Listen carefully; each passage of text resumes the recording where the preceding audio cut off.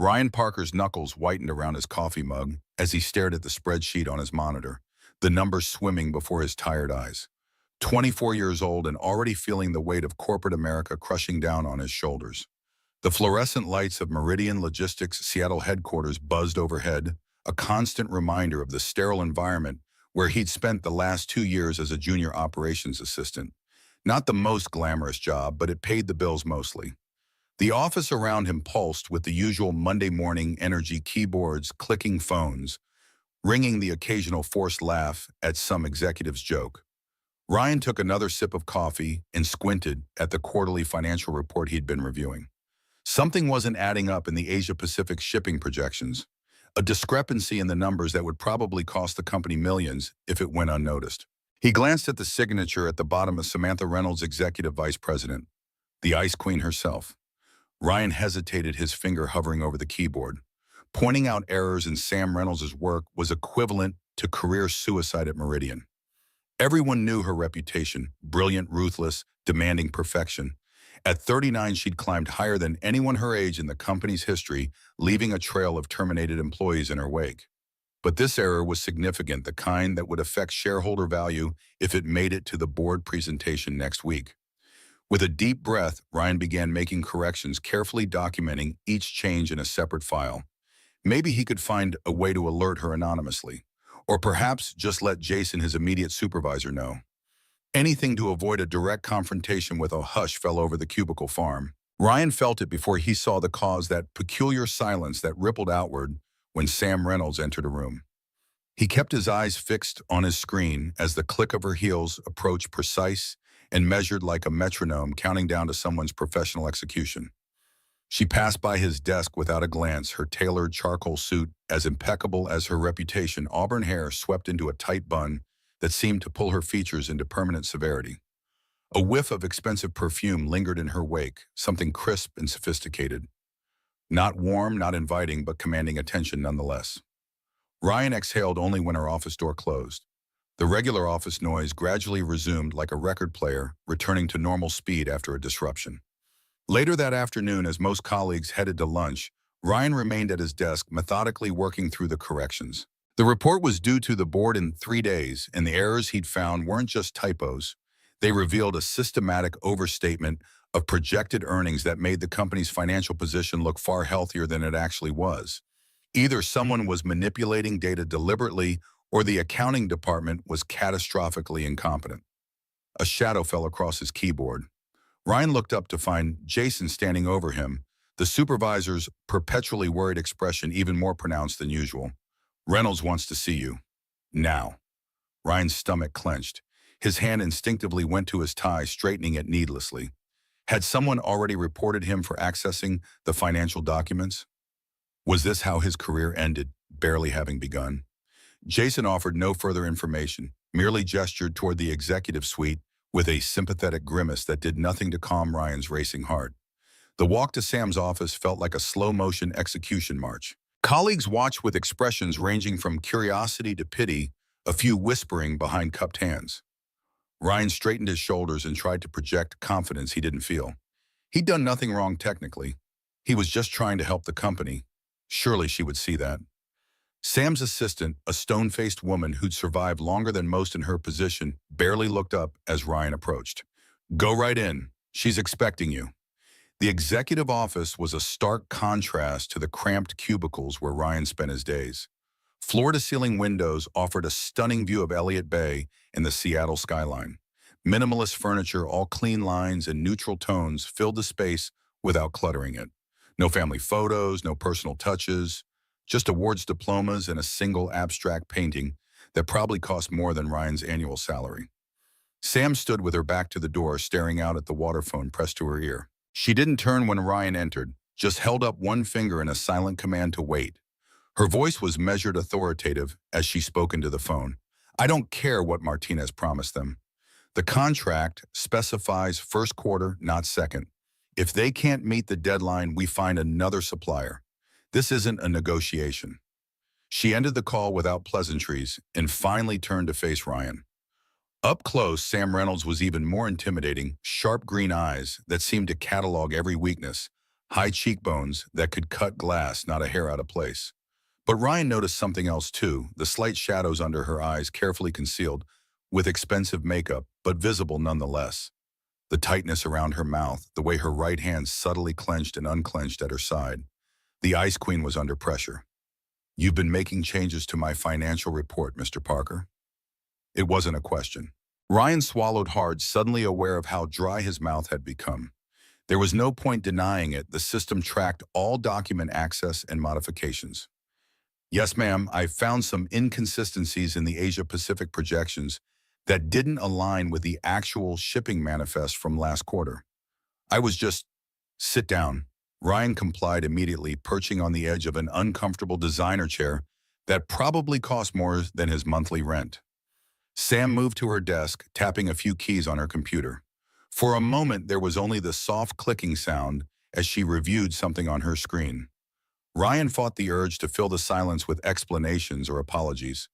Finally, she looked up, her expression unreadable. "You were hired as an operations assistant, correct?" "Not as a financial analyst, yes, ma'am, but I have a background in..." "And yet you took it upon yourself to modify an executive report bound for the board of directors. Without permission, without oversight, without apparently any concern for protocol or chain of command." Each word hit like a physical blow. Ryan's career flashing before his eyes, not the one he'd had, but the one he'd hoped for. The possibility of finishing his engineering degree, someday of moving his mother and sister to a better neighborhood, of paying off the medical bills that had piled up after his father's death. "I can explain." Sam raised her hand, silencing him instantly. "Tell me, Mr. Parker, what would motivate a junior employee to risk his job by altering sensitive financial documents? Ambition? Sabotage? Or perhaps..." She let the question hang in the air, an invisible noose tightening around his professional neck. Ryan met her gaze directly for the first time. "The numbers were wrong, that's why. The projections don't match the actual freight volumes from Q4, and someone manipulated the formulas to hide declining revenue in the Singapore corridor. I wasn't trying to overstep. I was trying to prevent the company from presenting inaccurate data to the board." He expected anger, perhaps even immediate termination. What he didn't expect was the long, evaluating stare Sam gave him, as though seeing him for the first time. "How did you access these files? They're restricted to director level and above." Ryan hesitated. The truth would implicate others, but lying would only make things worse. "They were automatically copied to the operations archive during the system update last week. Most people don't check those folders, but I was organizing the digital records and noticed them." Sam's expression remained neutral, but something shifted in her eyes, calculation replacing accusation. "You studied finance engineering, actually." "At UW, I had to drop out in my third year when my dad got sick. But I've always been good with numbers and patterns." She nodded slightly, then turned back to her computer, typing something quickly. The silence stretched for nearly a minute, the longest minute of Ryan's life. "You're going on a trip, Mr. Parker." "What, the Pacific Maritime Summit?" "It's a week-long conference and networking event on the Crystal Serenity cruise ship. I need an assistant who understands operations and can handle logistics while I focus on the high-level meetings. Your supervisor has already approved the transfer." Ryan blinked, struggling to process this unexpected turn. Instead of being fired, he was being promoted? Or was this some elaborate setup for public humiliation? "Ma'am, I don't understand. Why would you want me to?" "Because you noticed what my entire financial team missed or deliberately obscured. That suggests either exceptional attention to detail or a concerning level of initiative. Either way, I prefer to keep such qualities where I can see them. The summit leaves in 10 days. My assistant will send you the details. That will be all." The dismissal was clear. Ryan stood on unsteady legs, his mind racing to catch up with this bizarre development. As he reached the door, Sam spoke again, her tone deceptively casual. "And Mr. Parker, if you ever access restricted files again without explicit authorization, regardless of your intentions, you'll be terminated immediately. Is that understood?" "Yes, ma'am." "Perfectly." Something that might have been the ghost of a smile touched her lips for a fraction of a second, then vanished. "Close the door on your way out." Ryan stumbled back to his desk in a daze, ignoring the curious glances from colleagues. A cruise ship with Samantha Reynolds. For a week, the prospect was as terrifying as it was bewildering. He'd heard stories about Sam's previous assistants, how they'd returned from business trips with thousand-yard stares and updated resumes. The nickname Career Crematorium had been whispered more than once about positions working directly under her. His computer pinged with a new email, travel details, conference schedule, and a list of responsibilities longer than his arm. At the bottom, a personal note from Sam's assistant. Congratulations. I've ordered a body bag in your size just in case. Ryan wasn't sure if it was meant as a joke.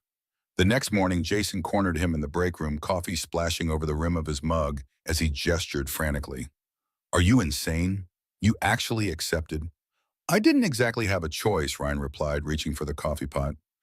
Besides, it's an opportunity. How many junior assistants get to attend the Maritime Summit? Jason lowered his voice, glancing around to ensure they were alone. It's not an opportunity. It's a death sentence. Reynolds went through 3 assistants last year alone. One had a nervous breakdown in the middle of a conference in Boston, started sobbing during her presentation, and couldn't stop. Had to be sedated. I'm sure that's exaggerated. The last guy who traveled with her, Marcus from accounting, he quit the industry entirely. Works at his brother's landscaping company now. Won't even talk about what happened. Ryan poured cream into his coffee, stirring it slowly. She can't be that bad. Jason grabbed Ryan's arm, coffee sloshing dangerously. Listen to me. She doesn't see people. She sees tools. And when tools stop being useful, she discards them. The Ice Queen didn't get where she is by playing nice. Ryan pulled his arm free, annoyed despite himself. Or maybe she got there by being exceptionally good at her job and people are intimidated by successful women. Jason stared at him, then shook his head slowly. Your funeral, man. Just don't say nobody warned you. The warning echoed in Ryan's mind that evening as he stood in his modest, one-bedroom apartment, surveying his limited wardrobe. The conference called for business formal attire for multiple events, and his single navy suit purchased 3 years ago for his father's funeral wasn't going to cut it. Sighing, he pulled up his bank account on his phone, wincing at the balance. After sending money to his mother for his sister's senior year expenses and covering his own rent, there wasn't much left for a new wardrobe. His phone buzzed with a text from his mother. So proud of you, Dad would be too. Call when you can. He smiled despite his anxiety. She'd been thrilled about his promotion, not understanding that this assignment was likely more punishment than reward. He hadn't corrected her. Let her have this small joy, believing her son was moving up in the world. Ryan began making a list of what he'd need, calculating how much he could put on his nearly maxed out credit card without triggering financial disaster. He was so absorbed in this depressing arithmetic that he almost missed the knock at his door. A courier stood in the hallway holding a large garment bag and a tablet for signature. Delivery for Ryan Parker. I didn't order anything. The courier shrugged. Just delivering, man? Sign here. Confused, Ryan signed and accepted the heavy bag, carrying it to his couch. Inside, he found 3 perfectly tailored suits, 1 navy, 1 charcoal, 1 black, along with appropriate shirts, ties, and a note on heavy cardstock. Appropriate attire is part of the job. Consider it an investment in company representation. Expense report not necessary. SR. Ryan stared at the suits, then at the note, then back at the suits. He checked the labels and nearly choked. These weren't off-the-rack department store items. Each suit probably cost more than a month's salary. Was this generosity or a power move to emphasize how out of his depth he truly was? Both probably. Either way, it solved an immediate problem and created several new ones, not least of which was the growing complexity of Samantha Reynolds in his mind. The Ice Queen, with the reputation for destroying careers, had just spent thousands on suits for a junior assistant she barely knew. The day of departure arrived with unexpected speed. Ryan had spent the intervening time preparing, obsessively studying the conference schedule, memorizing the names and faces of key attendees, reviewing Meridian's latest shipping manifests and projections. If Sam Reynolds wanted him as her assistant, he'd be the best damn assistant she'd ever had. Seattle's cruise terminal bustled with activity as Ryan arrived rolling his newly purchased luggage, a necessity not covered by Sam's generosity behind him. The Crystal Serenity dominated the dock, a gleaming white behemoth of luxury 16 decks high and nearly 1,000 feet long. Ryan paused to take it in, momentarily overwhelmed. He'd never been on a cruise ship before, had never traveled for business, had rarely traveled at all since his father's illness had drained the family's resources. Passengers streamed toward the gangways, mostly well-dressed business types, a few families all exuding an aura of casual wealth that made Ryan acutely conscious of his outsider status despite his new wardrobe. He checked his watch still 30 minutes before the scheduled boarding time he'd been given. Sam had traveled separately, having mentioned a breakfast meeting with the conference organizers. Ryan joined the check-in line, passport and boarding documents in hand, trying to project the confidence of someone who belonged in this world of luxury and corporate power. The suited man ahead of him chatted easily on his phone about golf handicaps and market projections. A woman behind him discussed property investments in Maui with her companion. Ryan fixed his gaze on the slowly advancing line and focused on his breathing. Mr. Parker. A crew member in a crisp white uniform approached, clipboard in hand. Yes, Miss Reynolds requested expedited boarding for her party. If you'll follow me. Just like that, Ryan was escorted past the line to a separate check-in area, processed within minutes, and guided aboard the ship. A steward appeared to take his luggage, explaining that it would be delivered directly to his stateroom. Ms. Reynolds asked that you join her immediately in the Serenity Lounge on deck 11.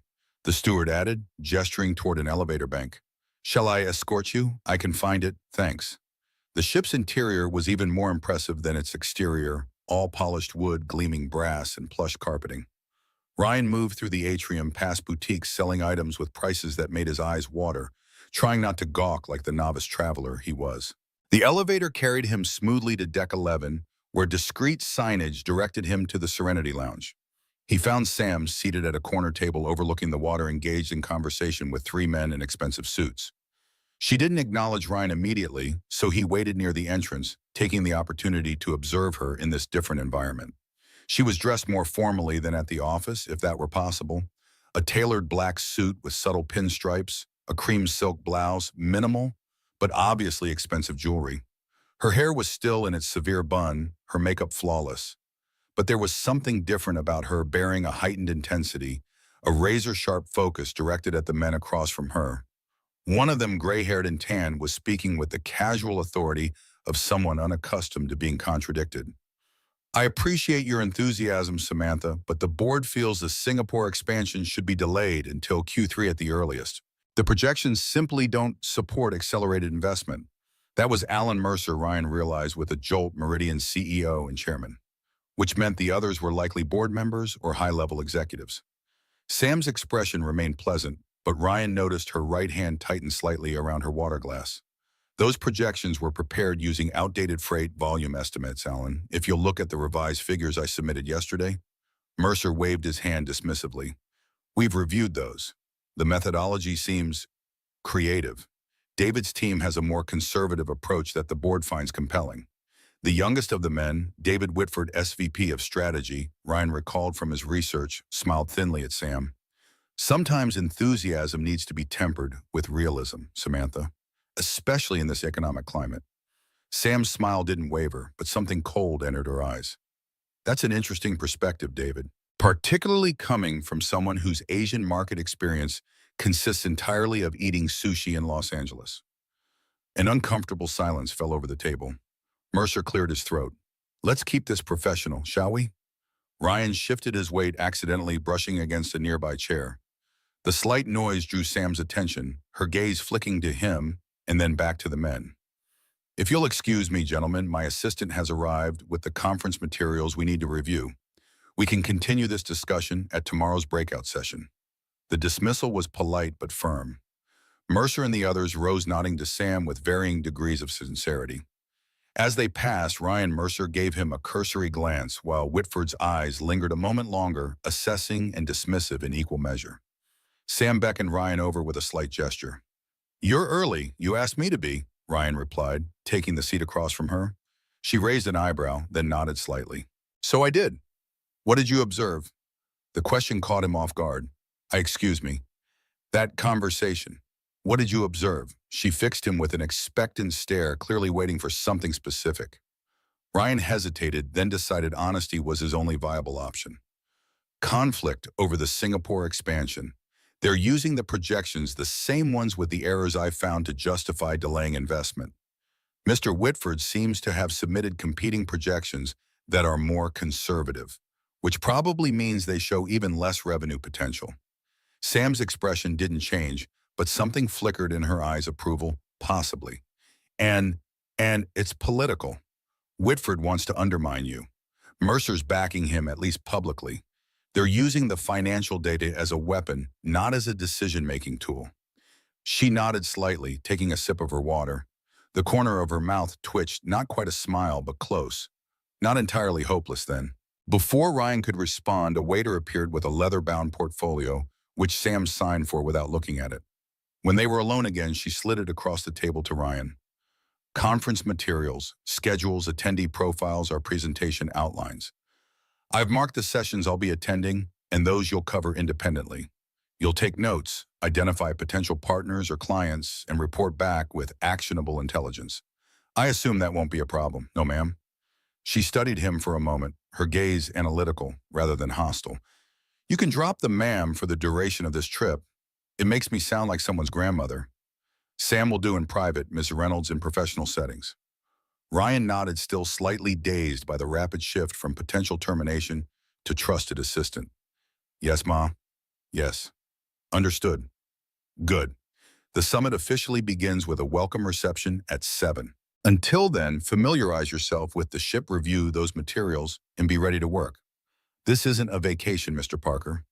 Every interaction on this ship is potential business, and every business contact is a potential advantage or liability for Meridian. I expect you to comport yourself accordingly. Of course. She glanced at her watch, a sleek, undoubtedly expensive timepiece that somehow managed to be both elegant and understated. I have a meeting with the Japanese delegation in 20 minutes. We'll reconnect at the reception. West Atrium, Deck 7, 1800 hours sharp. Don't be late and don't embarrass me. With that, she gathered her tablet and phone, rising in one fluid motion that spoke of yoga or ballet training in her past.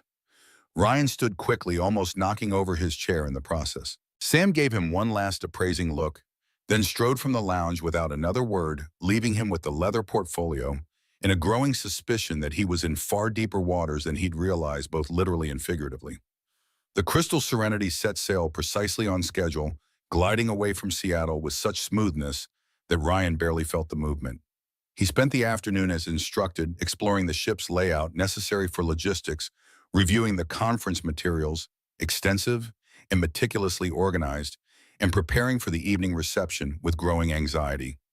His stateroom, when he finally located it, proved another surprise. He'd expected crew quarters, or at best, a basic interior cabin.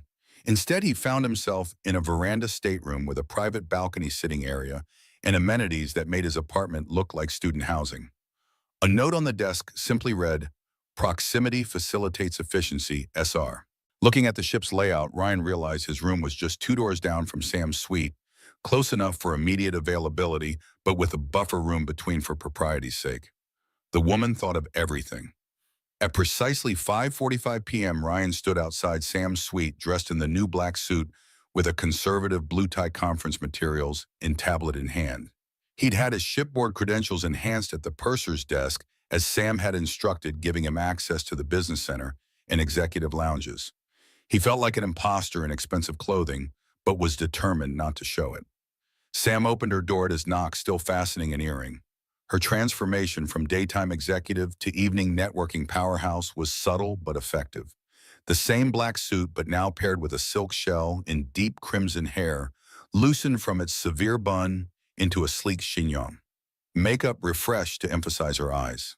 The overall effect was intimidating, but undeniably striking. She gave him a quick once-over, nodding slightly. Acceptable. Remember, tonight is about making initial contacts. Observe more than you speak. If someone engages you directly, be professional, but reveal nothing substantive about our operations or strategies. Many of these people represent competitors or potential acquirers. Everyone is fishing for information.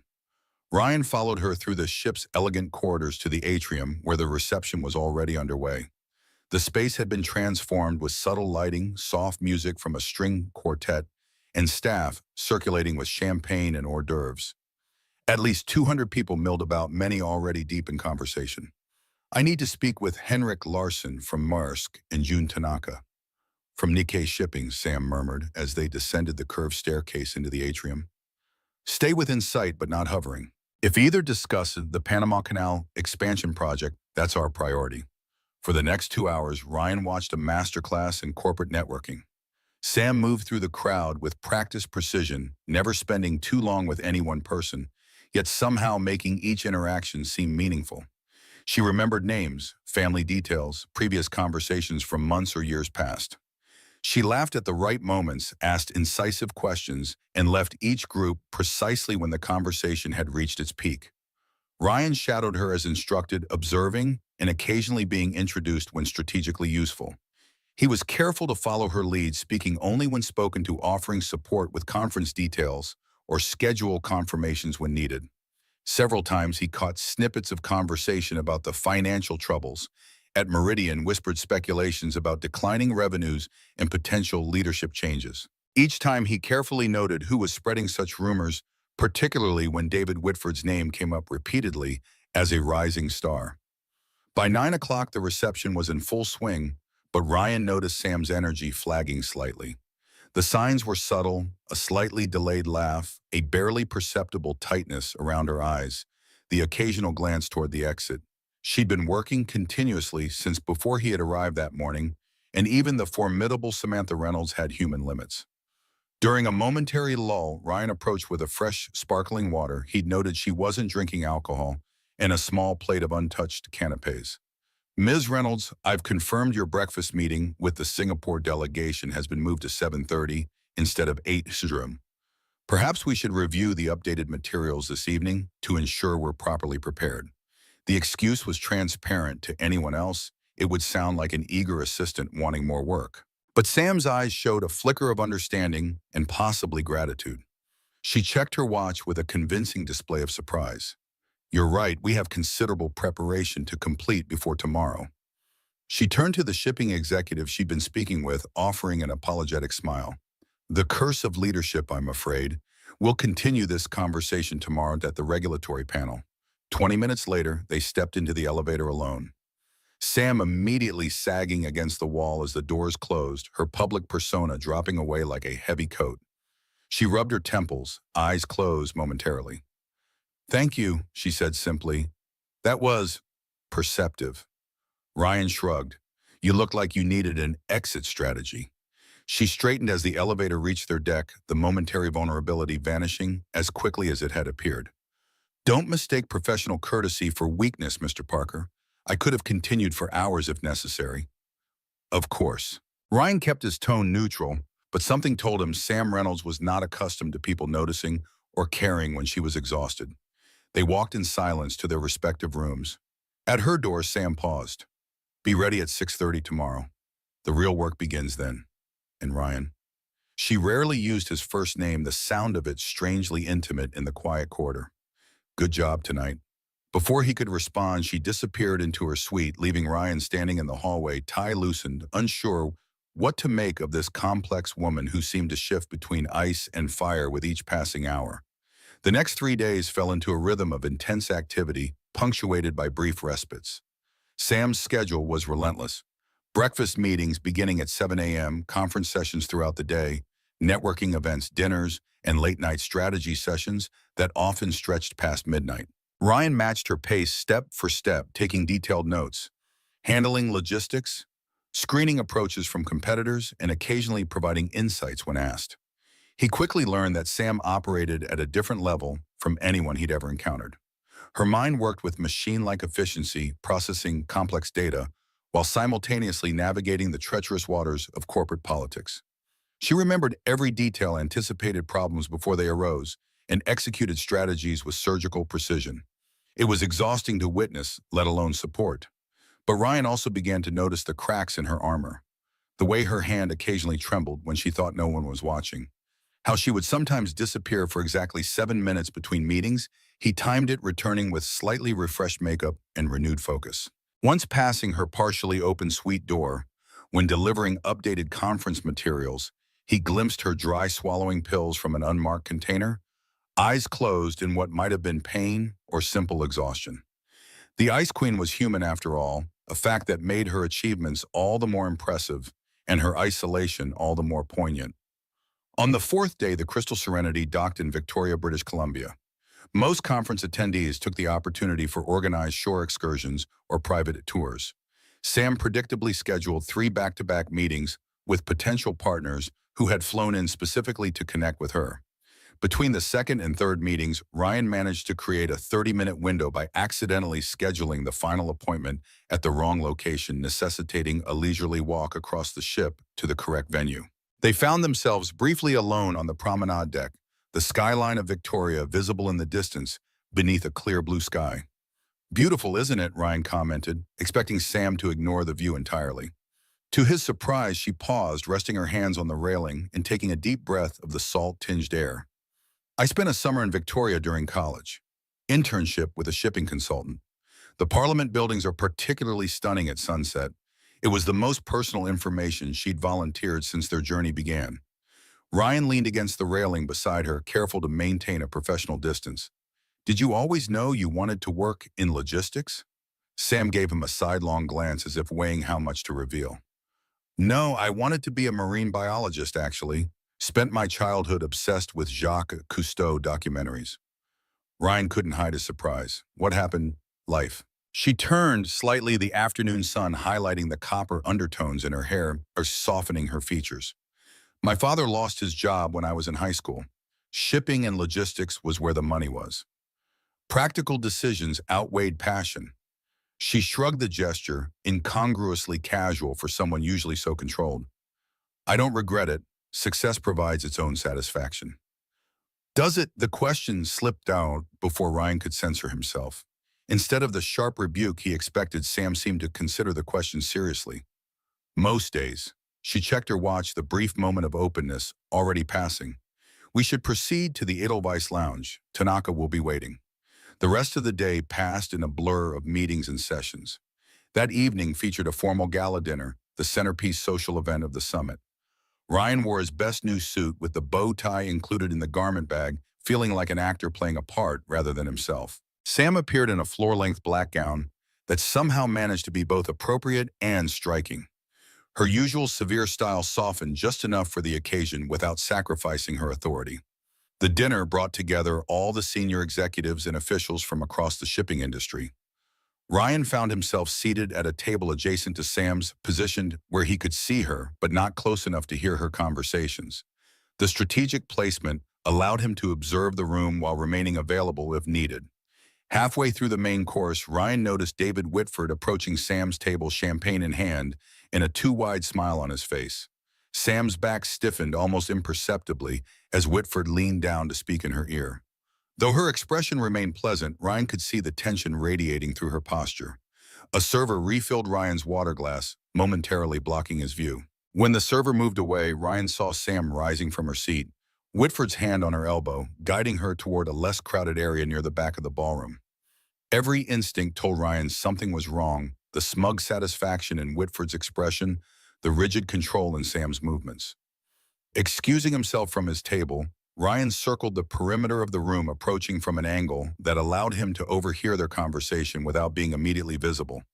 Already decided, Whitford was saying, his voice low but triumphant. "Mercer and the board are announcing the reorganization next week. You can fight it and lose everything, or accept the lateral move to operations with dignity. Your choice, Samantha." Sam's voice was controlled, but Ryan could hear the underlying fury. "Based on what my division has outperformed every other segment for 6 consecutive quarters." Whitford smiled, the expression not reaching his eyes. "But the future projections tell a different story, don't they? Your Singapore gamble is too risky. The board values stability over female intuition." The last 2 words dripped with such condescension that Ryan felt his own hands clench into fists. Sam, however, didn't flinch. "I see. And I suppose you'll be stepping into my role. How convenient that your conservative projections support exactly the outcome that benefits you personally." Whitford shrugged, dropping all pretense of professionalism now that they were relatively private. "Business is business, Samantha. Nothing personal. Though I always did wonder how someone like you rose so quickly. Sleeping with Mercer back when he was COO, perhaps Ryan had heard enough. Without conscious decision, he stepped forward, tablet in hand, his voice loud enough to carry to nearby tables. Ms. Reynolds, excuse the interruption, but the Singaporean Minister of Trade is asking for you urgently. Something about the preliminary agreement you discussed this morning. Sam's eyes widened fractionally. She knew there had been no such discussion, but she recovered instantly. Of course. Please tell Minister Chen I'll be right there. She turned to Whitford with perfect professionalism. If you'll excuse me, David, duty calls. Whitford's smug expression faltered as Sam walked away, Ryan falling into step beside her when they were safely across the ballroom, and Sam murmured without looking at him. There is no Minister Chen at this conference, I know, Ryan replied quietly. But there is a Minister Wong who'd probably be very interested to hear Mr. Whitford disparage female intuition in international business. A ghost of a smile touched Sam's lips. Bold move, Mr. Parker. Potentially career-limiting. He's trying to force you out based on manipulated projections. The same ones I found errors in. That's not right. Sam stopped walking, turning to face him fully for the first time that evening. In the warm light of the ballroom with her guard momentarily lowered, Samantha Reynolds was strikingly beautiful, not in the conventional sense that graced magazine covers, but with the compelling attraction of raw intelligence and absolute competence. Right and wrong rarely factor into corporate politics, Ryan. Whitford has been gunning for my position for years. He's finally found leverage with those projections and Mercer's support. Then we fight back with the truth. I still have my original analysis showing the errors. If we can prove the Singapore quarter is actually underperforming because of deliberate data manipulation rather than market conditions, Sam's eyebrow arched, but without the usual ice in her gaze. This isn't your battle, Ryan. You're an operations assistant with less than 3 years at Meridian. Stepping into this fight could end your career before it begins. Ryan met her gaze steadily. Maybe, but I can't just stand by while someone gets pushed out because of lies and politics. My dad always said integrity doesn't take vacations. It doesn't matter if it's a playground or a boardroom, wrong is wrong. For a long moment, Sam simply looked at him, something unreadable in her expression. Then with a slight nod, she turned toward the exit. Come with me, we have work to do. They spent the next 3 hours in Sam's suite surrounded by spreadsheets, reports, and half-empty coffee cups. Ryan walked her through his original findings in detail, showing exactly how the projections had been manipulated to show declining performance when the raw data indicated the opposite. Sam added her own insights, connecting the financial discrepancies to specific decisions and timing that implicated Whitford's department. This is good, Sam said, finally leaning back in her chair and rubbing her eyes. Not conclusive, but enough to raise serious questions. But we need more, something that directly ties Whitford to the data manipulation. Ryan frowned, scrolling through another spreadsheet. What about system logs? Every change to the financial models is tracked and time-stamped, right?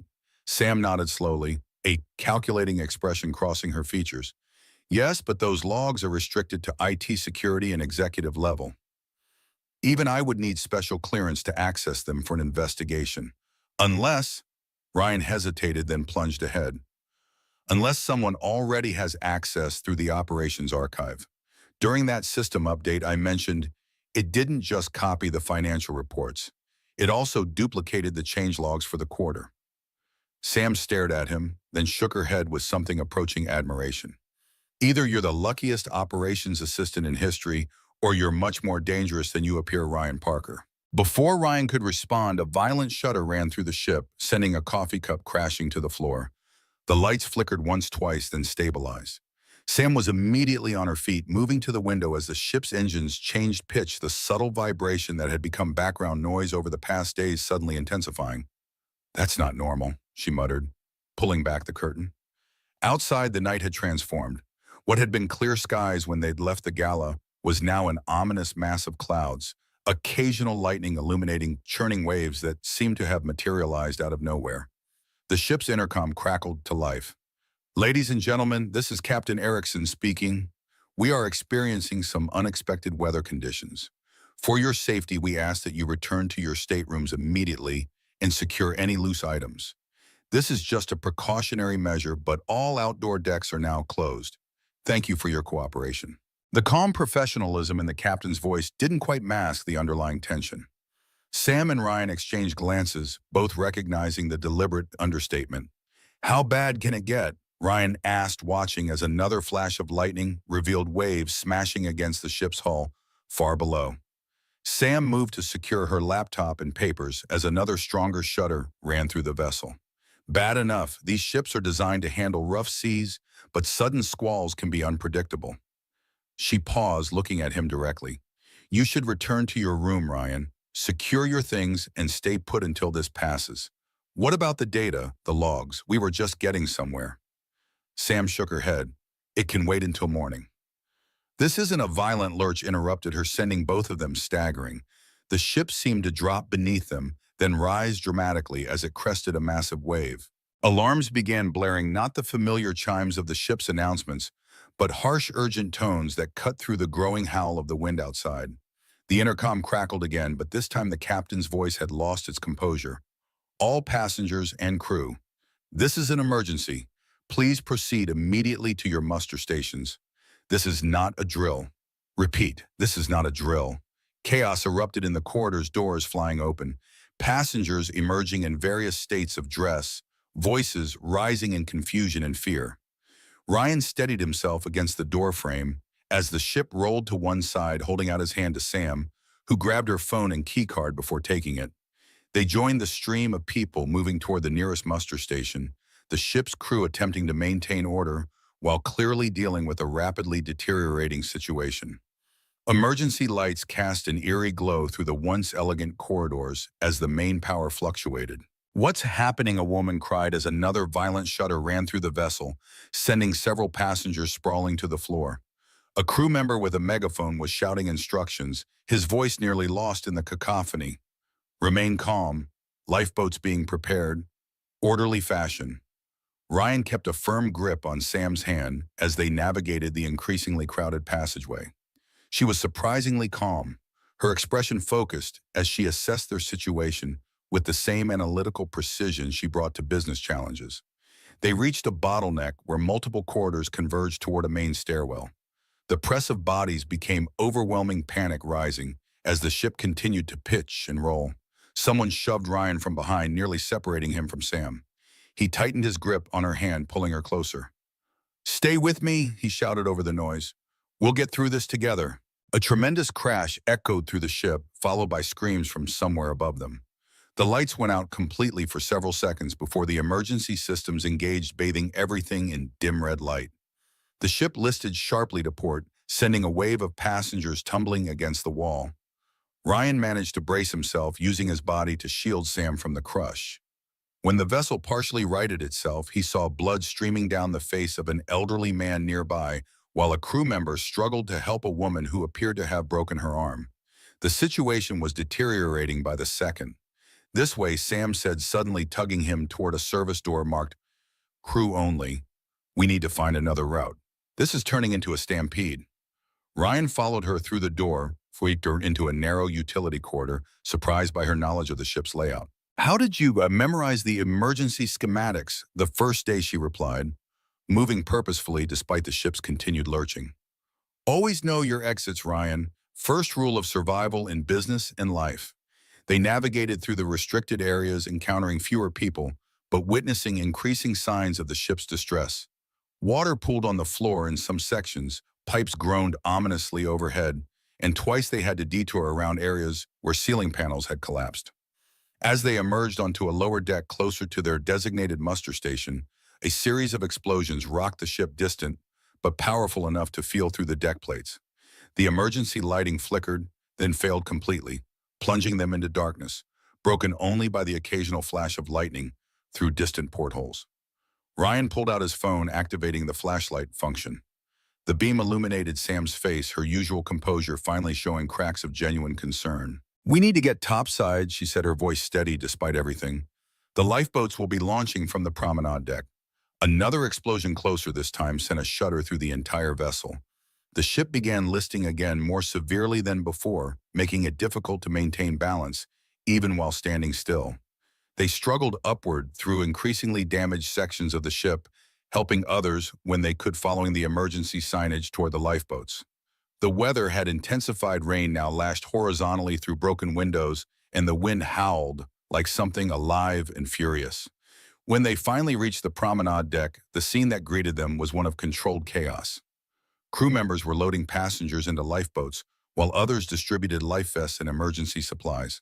The massive waves visible beyond the railing made Ryan's stomach clench with primal fear. Dark mountains of water rising and falling with terrifying force, occasionally crashing over the deck itself. A section officer spotted them and waved urgently. Quickly, this way Lifeboat 7 is ready to launch. Ryan and Sam push forward, accepting life vests from a crew member. As they approached the lifeboat, a massive wave struck the ship broadside, sending a cascade of seawater across the deck. The force of it knocked several people off their feet, including a crew member securing the lifeboat's tethers. Before anyone could react, a secondary impact, whether from structural damage or another rogue wave, caused a section of the deck's overhead covering to collapse. Sam shoved Ryan forward toward the lifeboat, but he turned back in time to see a portion of metal framework crashing down toward her. Ryan lunged back, grabbing her arm and yanking her forward, just as the structure hit the deck where she'd been standing.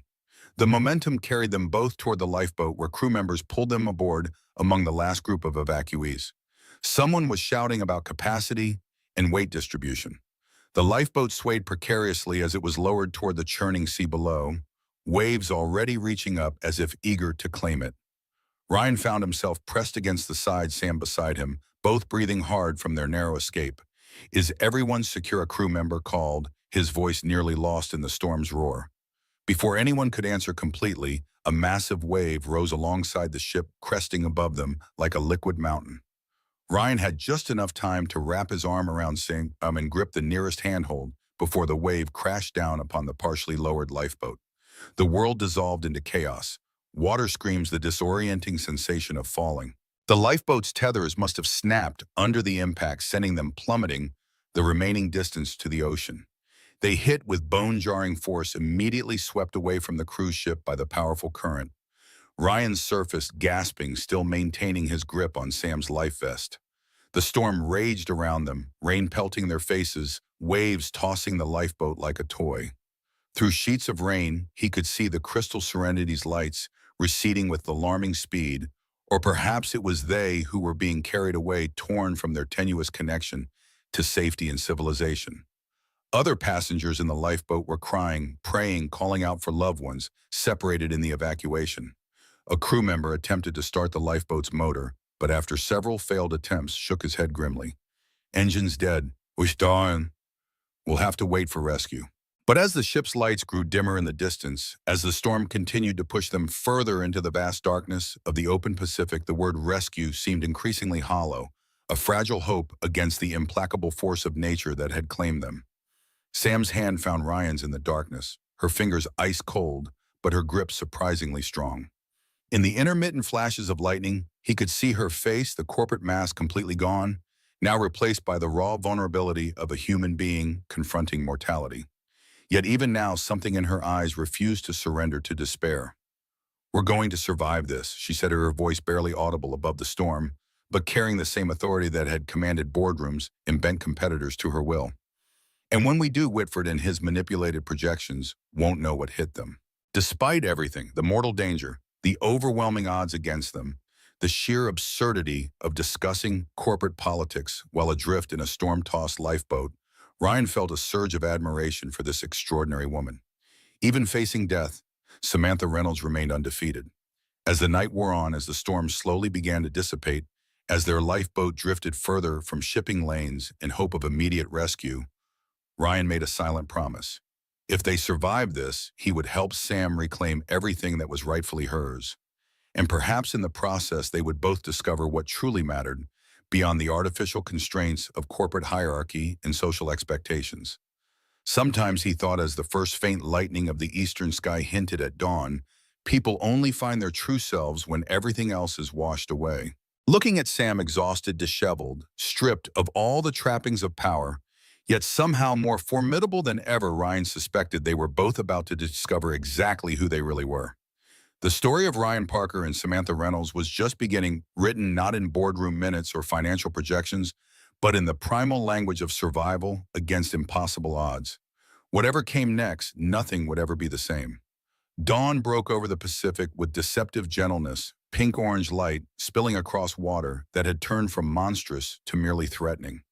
Ryan blinked awake, disoriented, his body aching from hours spent hunched in the cramped lifeboat.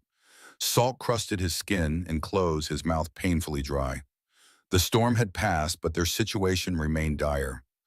The lifeboat had survived the night, though not without damage. A crack ran along one side, patched temporarily with emergency tape by a crew member, before he and several others had been washed overboard during the worst of the storm. Of the original 12 people who had boarded the lifeboat, only 5 remained. Ryan, Sam, an elderly couple clinging to each other in silent shock, and a frightened college student who'd been working as an intern for one of the shipping companies. Ryan carefully shifted position, wincing as his muscles protested. Sam sat beside him, eyes closed but breathing steadily. Her tailored clothes, remnants of corporate armor, hung in salt-stained disarray, her usually perfect hair plastered against her face. Yet even in unconsciousness, she maintained a certain dignity, as if refusing to concede fully to their circumstances. The lifeboat drifted aimlessly, the useless motor a silent reminder of their helplessness. Ryan scanned the horizon in all directions, hoping for a ship, a plane, any sign of rescue. Nothing but endless blue met his gaze, the vastness of the ocean, now terrifyingly apparent in daylight. How far had they drifted during the night? The storm had pushed them with incredible force, and the crystal serenity had already been moving at cruising speed when disaster struck. They could be dozens, perhaps hundreds of miles from the ship's last known position, assuming the ship itself had survived. Ryan took inventory of their sources: 3 partially filled water bottles, a small emergency kit with basic medical supplies, a flare gun with 2 cartridges, and a waterproof pouch containing energy bars. Not enough for extended survival, especially with 5 people. He calculated they had perhaps 3 days of water, if strictly rationed, less in the growing heat of the day. Sam stirred beside him, her eyes fluttering open. For a moment, confusion clouded her face, then harsh reality returned. She straightened immediately, surveying their situation with the same analytical focus she'd bring to a corporate crisis. "Status report," she murmured, voice raspy from thirst and salt exposure. Ryan outlined their situation in brief, efficient terms, the way he'd learned she preferred information delivered. 5 survivors, limited supplies, no communications equipment, no sign of rescue, no sign of other lifeboats. Sam absorbed this without visible reaction, though her eyes lingered on the elderly couple and the young intern. She accepted the small sip of water Ryan offered, careful not to take more than her share. The morning sun climbed higher, its warmth initially welcome after the cold night, but soon intensifying to uncomfortable levels. With no shelter in the open boat, they were completely exposed. Ryan fashioned makeshift sun protection using the emergency blanket from the kit, creating a small canopy for the elderly woman who was already showing signs of heat stroke. By mid-morning, the reality of their predicament had settled into a leaden certainty in Ryan's gut. Search and rescue would be underway, but the Pacific was vast and their small craft nearly impossible to spot from the air without proper signaling equipment. The silent acknowledgement passed between him and Sam through brief eye contact. If rescue didn't come soon, their survival would depend entirely on their own resources and decisions. Time stretched with excruciating slowness. The sun reached its zenith, beating down mercilessly. The intern, Kevin, he'd finally introduced himself, grew increasingly agitated, alternating between tearful panic and angry demands that someone do something, anything, to save them. The elderly couple retreated into themselves, occasionally whispering comfort to each other, but otherwise conserving energy. Sam maintained outward composure, but Ryan noticed the occasional tremor in her hands, withdrawal symptoms from her medication, he realized. She caught him watching and clenched her fists, silently daring him to comment. He didn't. Instead, he focused on practical matters, adjusting their makeshift sunshade as the sun moved carefully, measuring water rations, scanning the horizon methodically every 30 minutes. Action, however small, was preferable to dwelling on their increasingly grim prospects. Late in the afternoon, Ryan spotted the first seagull. The white speck circled high overhead, then disappeared toward the west. Sam followed his gaze, understanding immediately. "Seagulls don't usually venture more than 60 miles from land," Ryan explained to the others, careful to balance honesty with hope. "It's a good sign." Kevin latched onto this information desperately. "So we're close to land. We should start rowing, right?" Ryan hesitated. The makeshift oars fashioned from broken pieces of the lifeboat could provide some directional control, but without knowing which direction led to shore, they risked rowing further into the open ocean. The seagull's trajectory suggested land to the west, but birds weren't reliable navigational guides. Sam made the decision with characteristic decisiveness. We conserve energy during the hottest hours. Begin rowing west at dusk when the North Star appears to confirm direction. Two-person shifts, 40 minutes on 20 minutes rest. Her tone left no room for debate, establishing a command structure that gave the others something to cling to. Even Kevin, who had been challenging every suggestion, nodded in grudging acceptance. As the sun finally began its descent, painting the ocean in deceptively beautiful gold and crimson, Ryan distributed the smallest possible portions of an energy bar to each person. The elderly man, Martin, his wife was Claire, politely declined, insisting his share go to the young ones. Claire accepted hers, but immediately broke it in half, pressing part back into Ryan's hand with trembling fingers. "We've had our lives," she whispered. "You still have so much ahead." The simple gesture pierced Ryan's practiced stoicism. He'd been maintaining emotional distance, focusing on survival logistics rather than the human reality of their situation.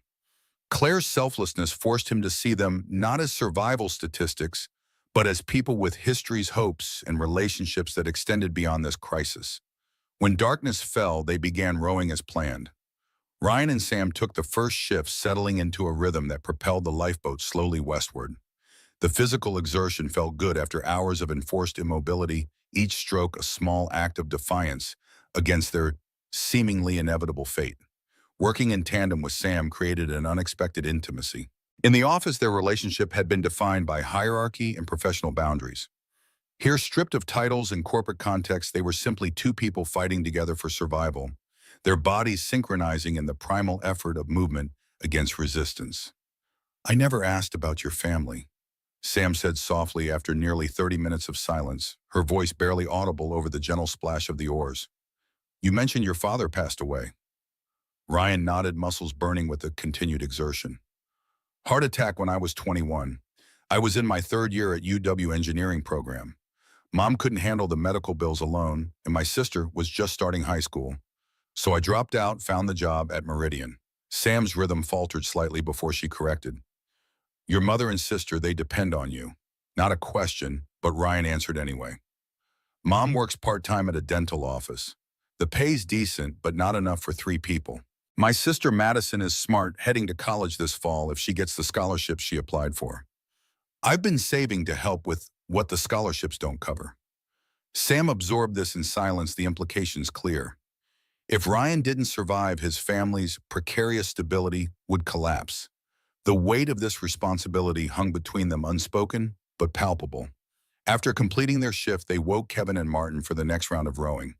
The elderly man insisted on taking his turn, despite Claire's concerns, arguing that contributing gave him purpose. They settled back to rest, conserving energy for their next shift. The night sky above was spectacular, a vast canopy of stars untainted by light pollution, the Milky Way, a luminous smear across the darkness. Under different circumstances, it might have been breathtaking. Now it only emphasized their insignificance against the immense indifference of nature. Sam shifted beside him, her breathing irregular. When she spoke, her voice held none of its usual authority. "The tremors are getting worse. Anxiety, medication, I've been taking it for years. After the divorce, the panic attacks started. The pills kept everything under control, made it possible to function in that environment." Ryan turned toward her, barely making out her profile in the starlight. The admission clearly cost her considerable pride. "Why tell me this?" A humorless laugh escaped her.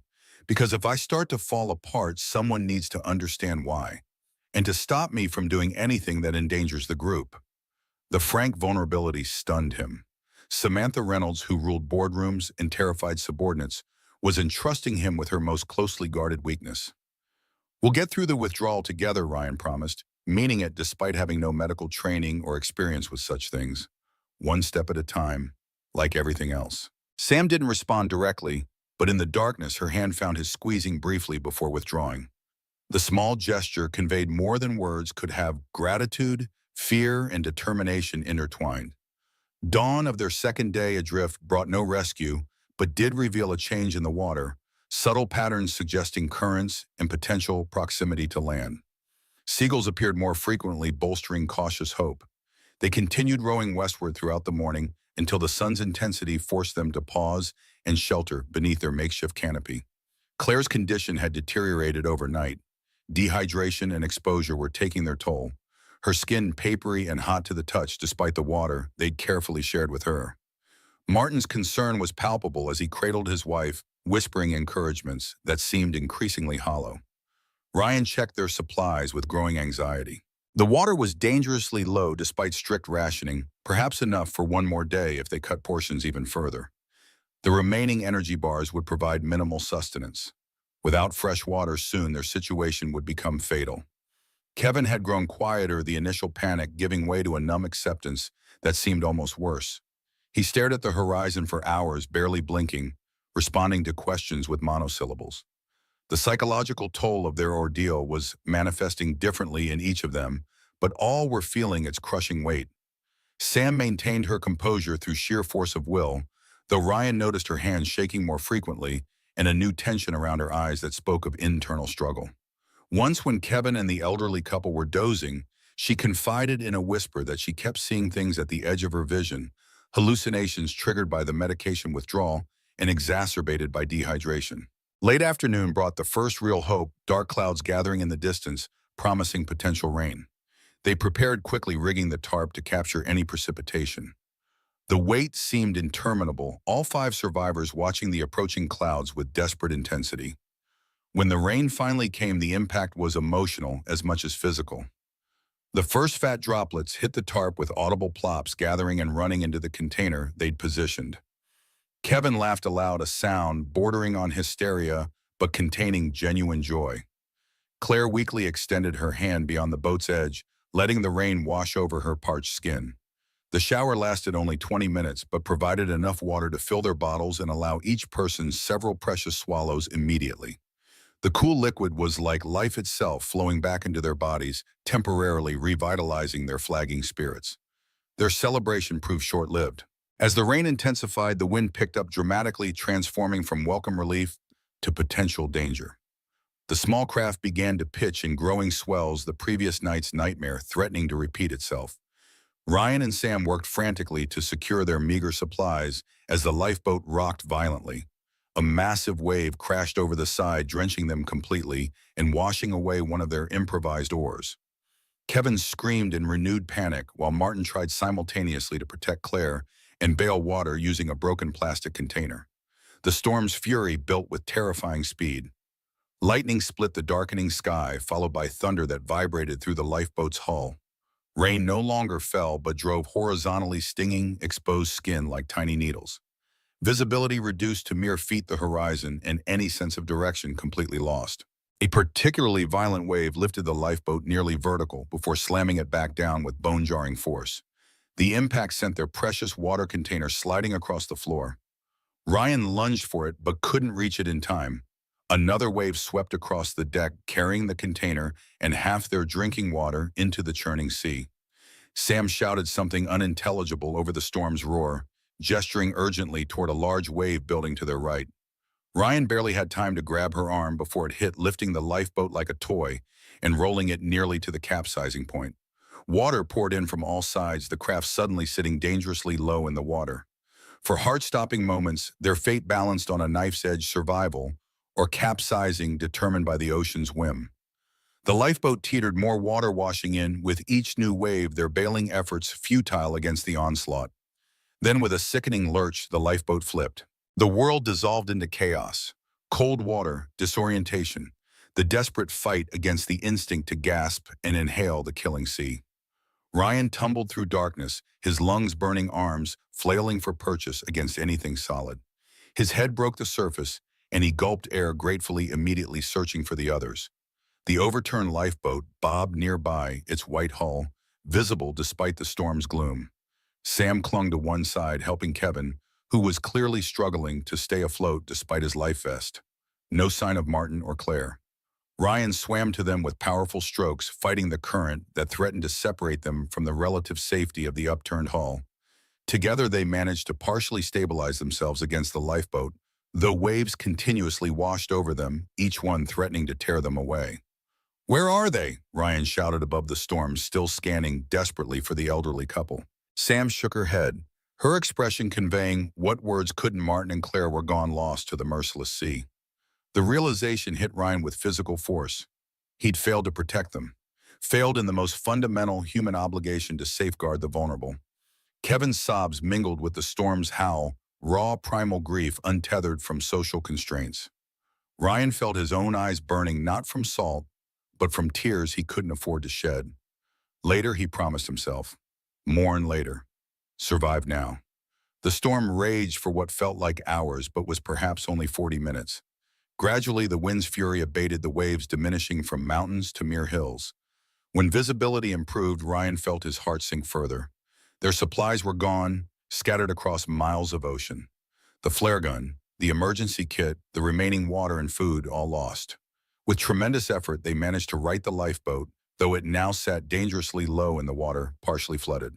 They bailed frantically using cupped hands, in Kevin's waterlogged shoe, eventually creating enough freeboard to climb back aboard. The silence after the storm felt oppressive, the absence of Martin and Claire a physical presence in the small craft.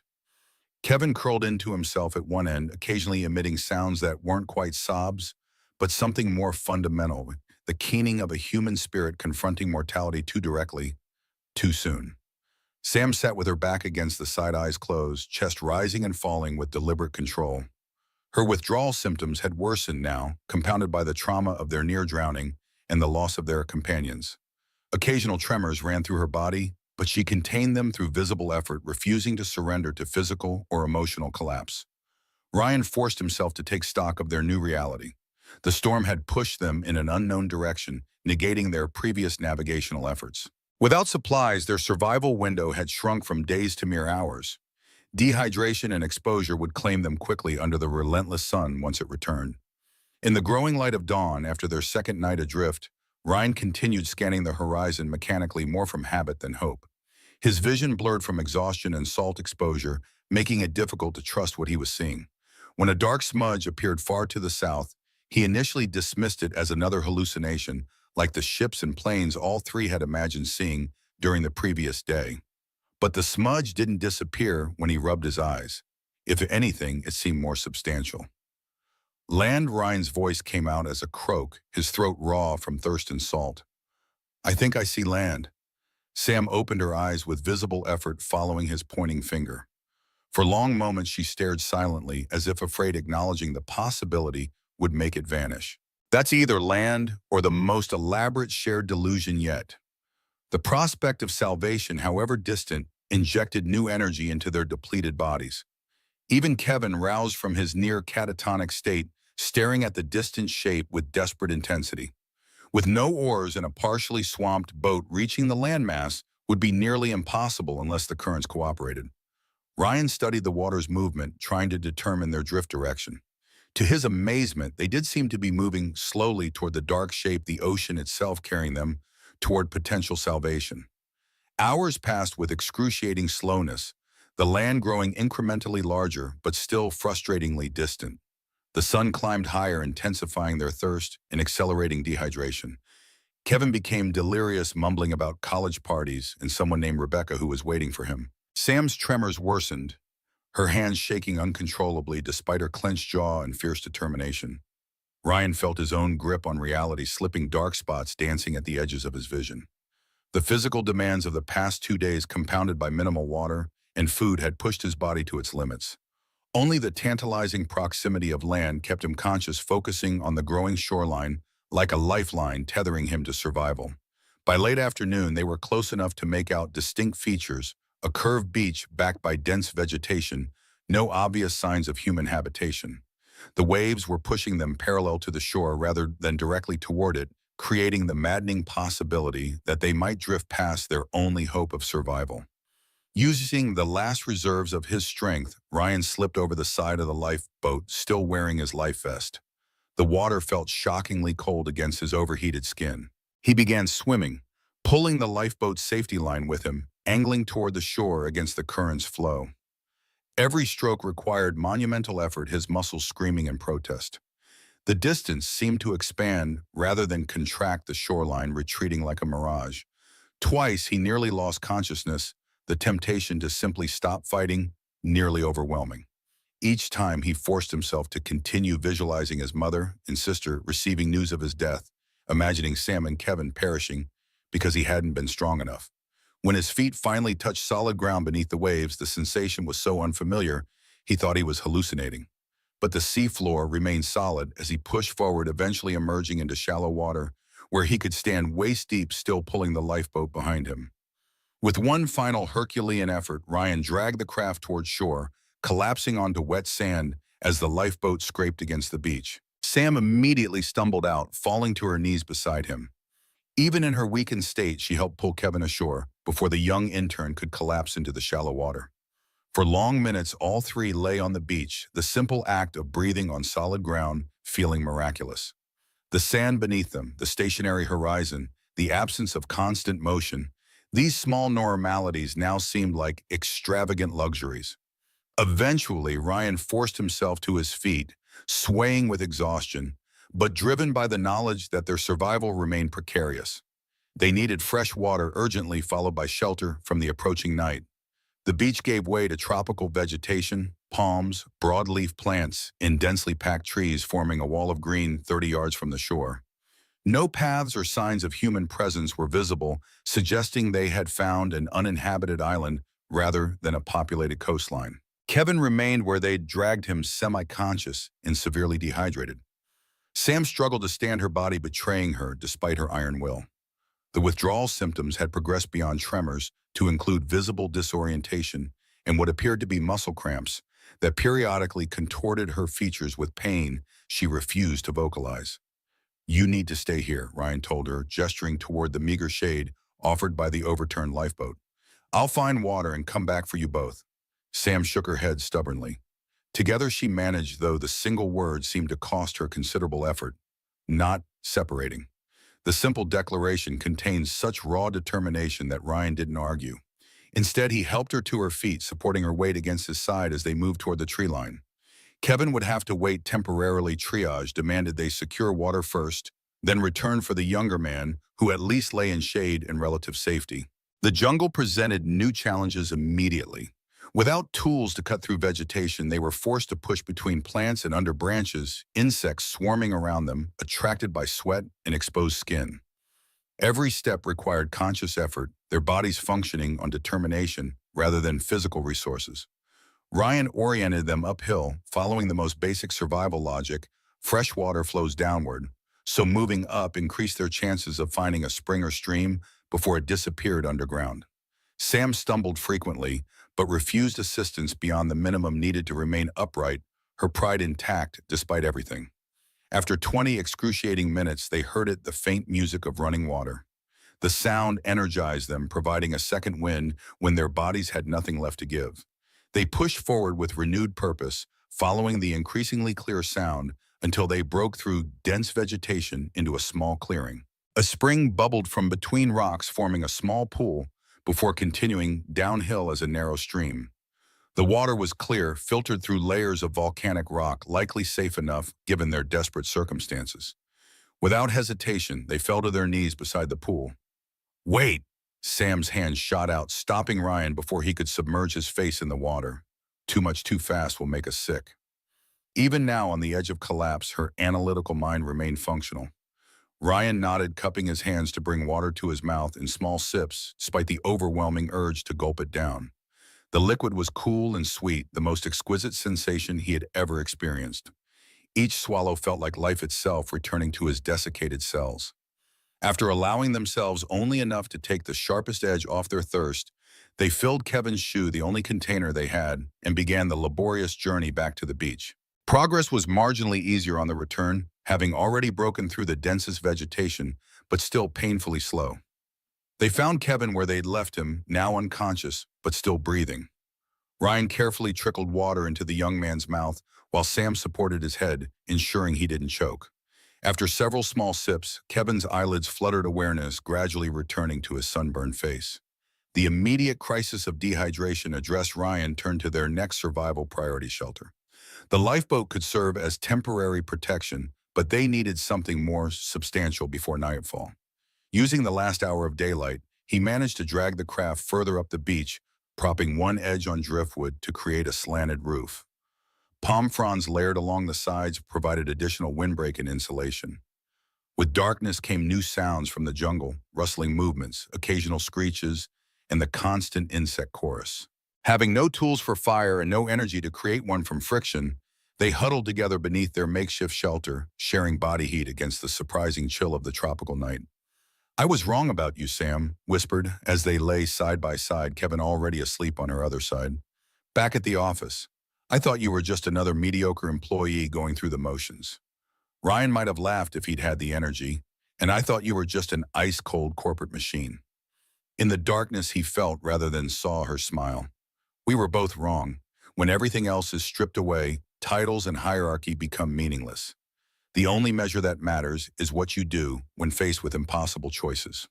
Her words carried profound truth distilled from their shared ordeal. In the corporate world, they had been defined by artificial constructs, job titles, organizational hierarchy, social expectations. Here, reduced to their essential humanity, those distinctions had evaporated like morning mist, revealing the authentic as people beneath. The night passed in fitful bursts of sleep, interrupted by discomfort, lingering thirst, and Kevin's occasional whimpers. Dawn brought renewed awareness of their precarious situation. They had survived the immediate crisis but remained castaways on an unknown island, with no tools, no supplies, and no certainty of rescue. Ryan awoke first, easing himself from beneath the shelter to survey their surroundings in morning light. The beach stretched for perhaps half a mile in either direction before curving out of sight, suggesting they were on a small island rather than a continental coastline. The jungle rose behind them, dense and intimidating, but also containing essential resources for survival. Their first full day on the island established a pattern: multiple trips to the spring for water, carried in Kevin's shoe efforts to improve their shelter, and Ryan's unsuccessful attempts to fashion a spear for fishing using a sharp piece of driftwood. By evening, hunger had become their primary concern, their bodies demanding fuel after days of deprivation. Sam's condition stabilized somewhat with regular hydration, though withdrawal symptoms continued to manifest as tremors, headaches, and occasional disorientation. Her determination remained undiminished, however, as she methodically collected palm fronds for bedding and experimented with weaving them into more effective windbreaks. Kevin recovered physically but remained emotionally fragile, alternating between periods of frantic activity and complete withdrawal. The loss of Martin and Claire affected him deeply, perhaps because in their deaths he saw his own potential fate made real. On their second island morning, Ryan woke to find Sam already up, staring out at the ocean with an unreadable expression. She'd removed her suit jacket and torn the sleeves from her once immaculate blouse, adapting to their environment with characteristic pragmatism. "The world thinks we're dead," she said, without preamble, when she noticed Ryan watching her. "The cruise ship, if it survived, would have reported our lifeboat missing. They'll have searched, but in the wrong area after the storm pushed us off course." Ryan sat beside her on the warm sand, considering their situation from this new angle. "We're not just survivors," he realized. "We're ghosts. Everyone back home, my mother, my sister, your—" "I have no one," Sam interrupted flatly. "Ex-husband remarried. Parents deceased. Married to my career, as the saying goes. Few friends outside professional circles."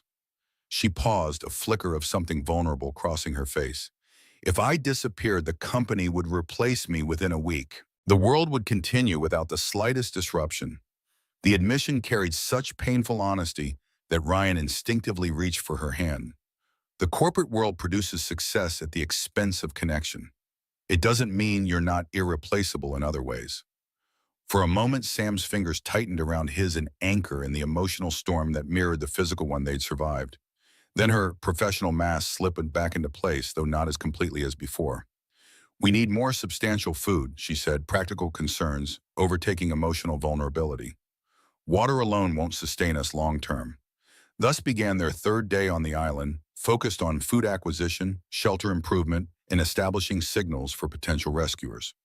Ryan finally succeeded in spearing a small fish near the shoreline rocks, a victory that felt disproportionately significant. Sam discovered a cluster of fruit-bearing trees deeper in the jungle, though they approached unfamiliar varieties with appropriate caution, testing small amounts for adverse reactions before consuming more. Kevin's contribution came unexpectedly. He discovered a freshwater pool larger than their original spring, complete with small edible crustaceans similar to crayfish. The additional food source significantly improved their prospects, providing much-needed protein to supplement the fruit and occasional fish. By their fourth island day, a tenuous routine had established itself. The immediate terror of death had receded, replaced by the quieter but equally potent fear of prolonged isolation.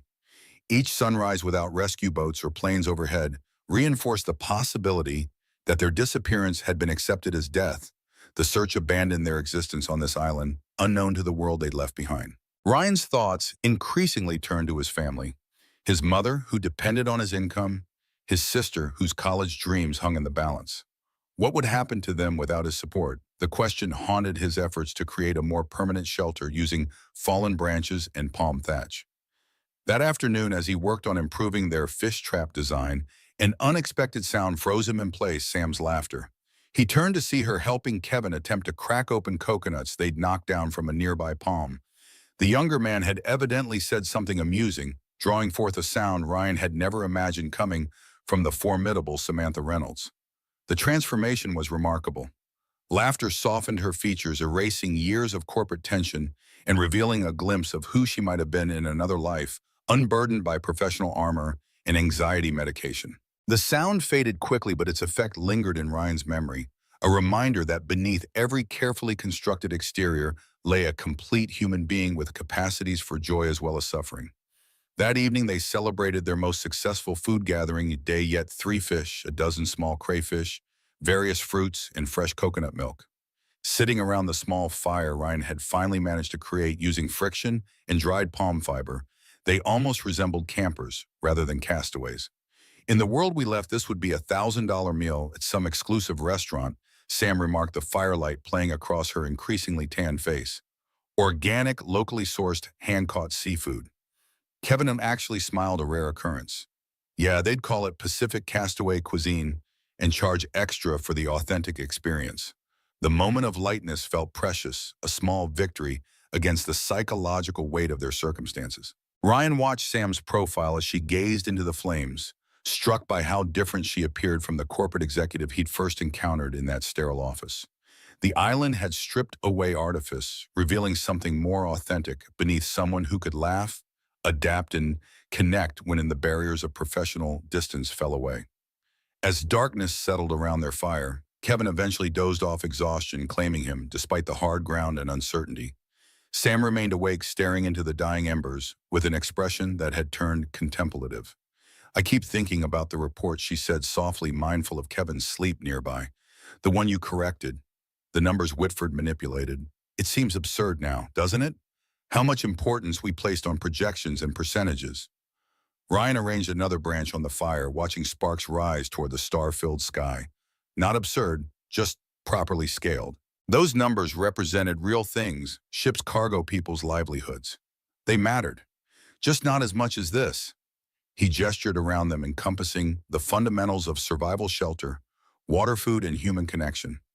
Sam nodded slowly, understanding his meaning without further explanation. If we make it back, she began, then corrected herself. When we make it back, everything changes. I won't return to being that person, the one who measured her worth by title and organizational authority. The firelight softened her features as she turned toward him, something unspoken passing between them, a connection forged through shared struggle that transcended their former roles as boss and subordinate. This island is teaching me what I couldn't learn in 20 years of corporate climbing. Sam continued, her voice gaining strength with conviction. That success without meaning is just sophisticated failure.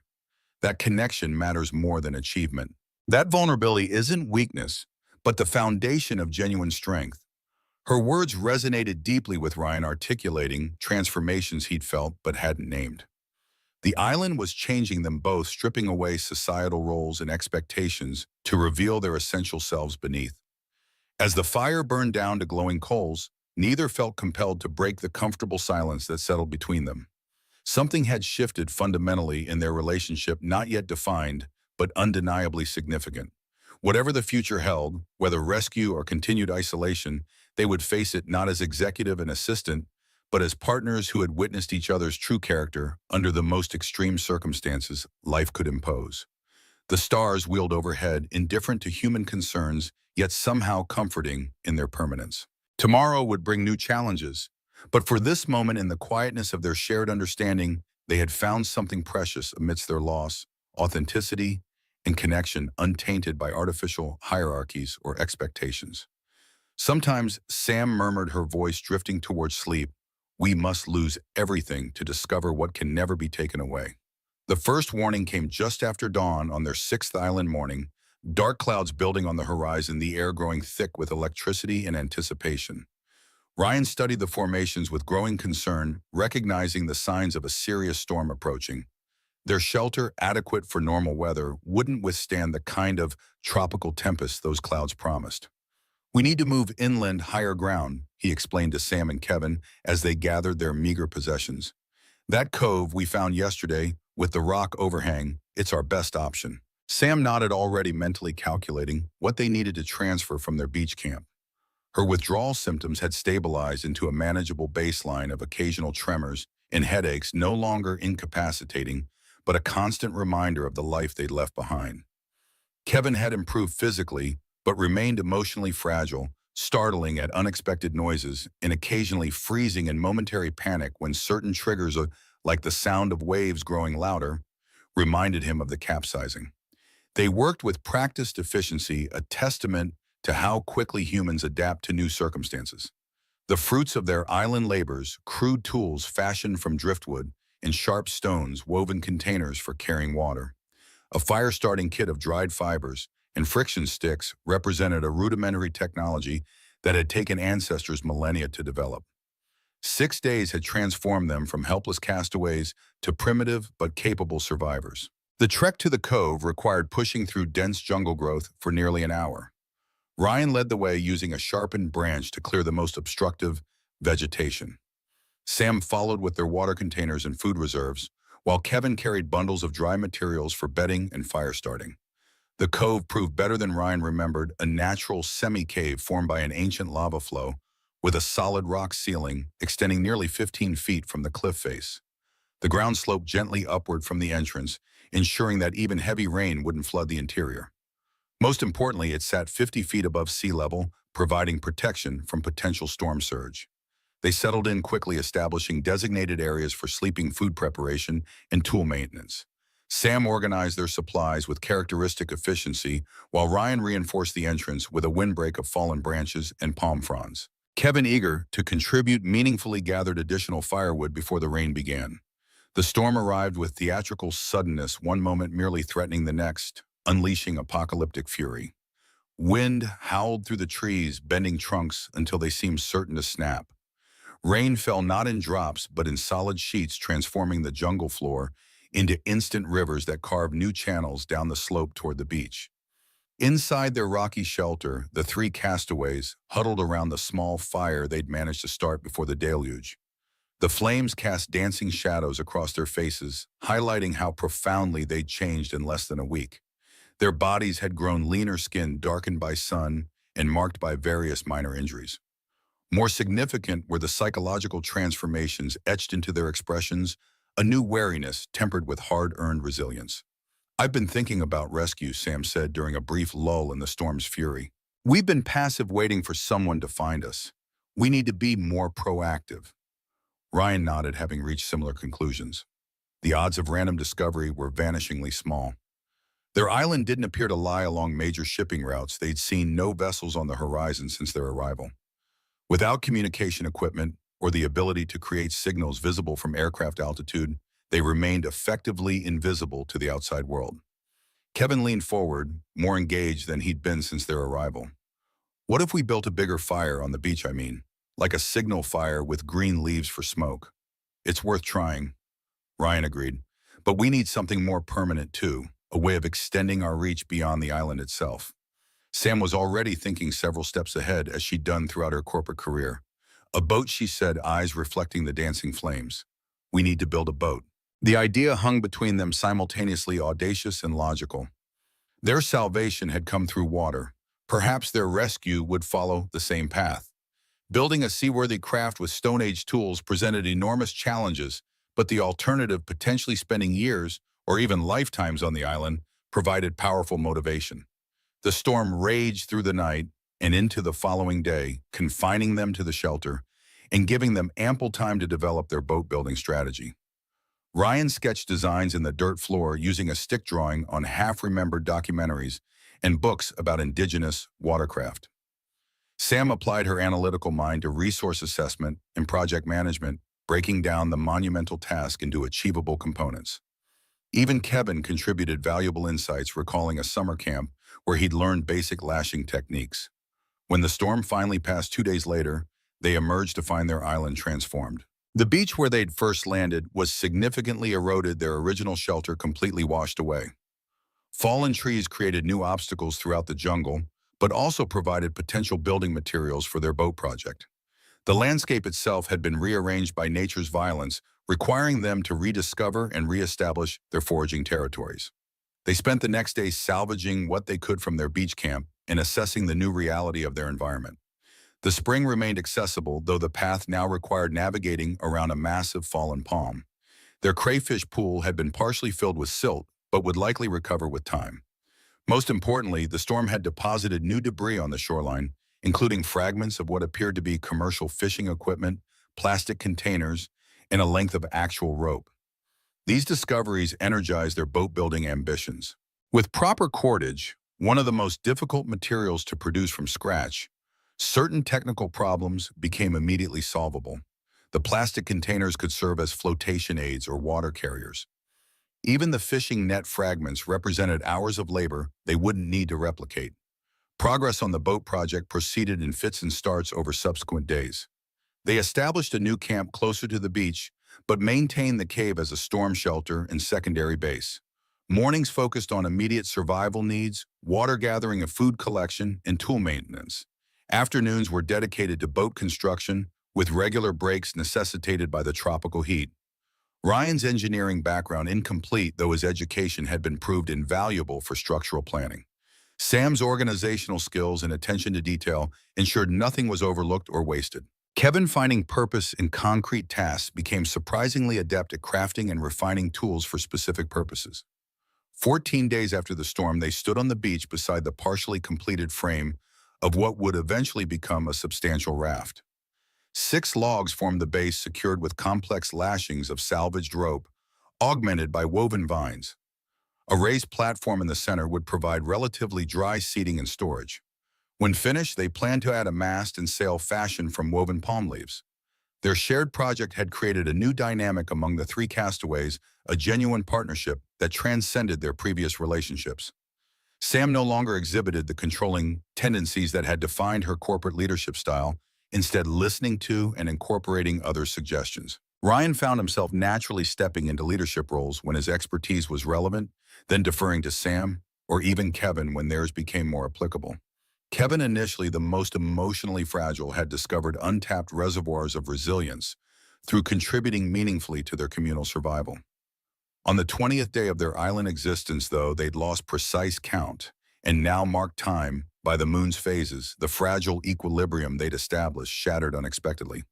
Kevin had ventured deeper into the jungle than usual, searching for a particular type of flexible wood needed for the raft's outrigger connectors.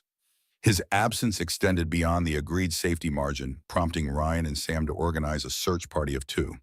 They found his abandoned toolkit, first the sharpened stone adze and collection pouch placed neatly beside a fallen log, as if he'd stepped away momentarily. Calling his name produced no response. Tracking his path through disturbed vegetation led them to a clearing they hadn't explored previously, and the first concrete evidence that their island had other inhabitants. Claw marks scored a tree trunk at approximately shoulder height. Not random scratches, but deliberate parallel grooves too precisely spaced to be anything but territorial markings. Nearby, half buried in leaf litter, lay the unmistakable remains of small animals' bones, arranged in a pattern suggesting ritual rather than merely discarded feeding waste. The implications froze them both momentarily. Whatever had made these marks was large, predatory, and possessed of intelligence beyond basic animal instinct. The ritualistic arrangement of bones suggested territorial boundaries, or warnings communications intended to be understood by others of its kind, or perhaps by humans who had encountered it before. Sam broke the silence first, her voice barely above a whisper. There's something else on this island. Something that took Kevin.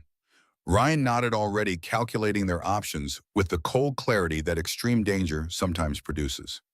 The most immediate concern wasn't identifying what had taken Kevin, but whether they could recover him alive and how to protect themselves from becoming additional victims. They found Kevin's first blood trail 50 yards beyond the clearing, droplets and smears on broad leaves leading deeper into unexplored jungle. The trail suggested he'd been wounded but remained mobile, either escaping under his own power or being transported while still alive enough to bleed. Neither scenario offered much comfort, but both provided tenuous hope. Following the trail required all their newly developed survival skills. The blood signs grew fainter and more sporadic, interspersed with broken vegetation and occasional footprints in softer ground. Some prints belonged to Kevin's makeshift sandals, others to something else entirely. Broad pads with claw impressions at the tips similar to large feline tracks, but with disturbing anomalies in the pattern and spacing. The blood trail and tracks led them to a second clearing dominated by a massive banyan tree, its aerial roots forming a natural enclosure around the trunk. The ground beneath showed signs of frequent use, packed earth remnants of small fires, and more bone arrangements, these more elaborate than the first they discovered. Of Kevin, there was no immediate sign, though fresh blood stained one of the aerial roots. Ryan signaled for silence, pointing toward movement barely visible through the complex lattice of the banyan structure. Something large shifted position on the far side of the trunk, partially concealed by shadows and hanging vines. Whether animal, human, or something less easily categorized, they couldn't immediately determine. Weaponless except for their crude tools, outmatched in any potential confrontation, they faced a critical decision: retreat to safety and potentially abandon Kevin or risk everything on a rescue attempt with minimal chances of success. The decision crystallized when a muffled sound reached them, a human groan of pain, unmistakably Kevin's voice. Sam moved first, her corporate decisiveness translating perfectly to survival situations. She pointed to herself, then to the left side of the clearing, miming a distraction maneuver. Ryan nodded, understanding, already scanning for the best approach to reach Kevin, while whatever creature held him was occupied with Sam's diversion. The plan unfolded with terrifying speed. Sam circled left, deliberately breaking branches and rustling vegetation to draw attention. The strategy worked too well. The creature abandoned its position with explosive velocity, charging toward the disturbance with a guttural snarl that belonged in prehistoric nightmares. Ryan caught only glimpses: tawny fur, powerful shoulders, a loping gait combining feline grace with disturbing hints of almost human posture. Not a standard big cat, but something else. Perhaps a severely abnormal cougar or jaguar or some hybrid predator. Whatever its exact taxonomy, its immediate focus on Sam created the diversion they needed. Sprinting across the clearing to the banyan, Ryan found Kevin bound with vines to one of the larger aerial roots.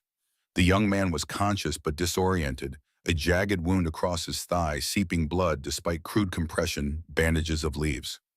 More disturbing were the ritualistic markings painted on his chest and forehead, symbols in what appeared to be red ochre, mixed with some biological component, possibly the creature's own blood.